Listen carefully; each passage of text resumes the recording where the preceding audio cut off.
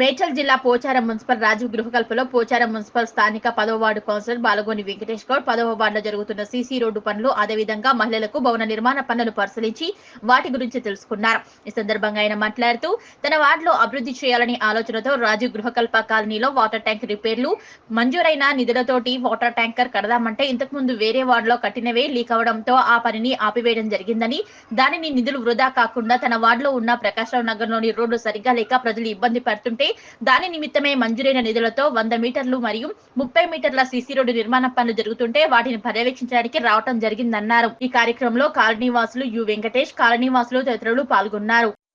రాజీవ్ గురుకల్పలోని గృహాలలో మధ్యలో ఉన్నటువంటి సీసీ రోడ్లు వేయడం, అదేవిధంగా ప్రకాష్ నగర్లోని ఒక 2 రోడ్లు 100 మీటర్లు 130 మీటర్లు మొత్తం 22 లక్షల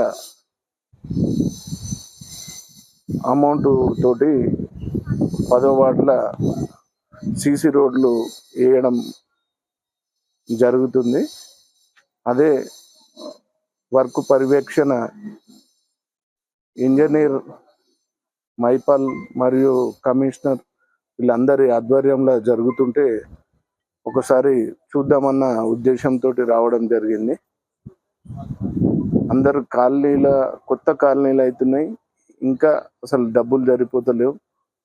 మా మున్సిపల్ నుంచి ఇంకా కొంత అమౌంట్ ఇస్తే ఇంకొక 4-5 రోడ్లు వేస్తే మా కాలనీ మొత్తం మా 10th వార్డులో మొత్తం సీసీ రోడ్ కూడా కంప్లీట్ అవుతుంది.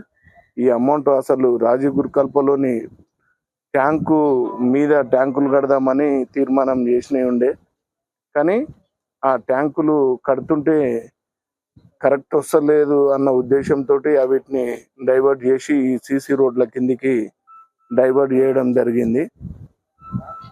ఎవరికైనా అదైనా ఇదైనా అన్ని కాలనీలలో అభివృద్ధి పరచాలన్న ఉద్దేశంతో చేస్తున్నాం.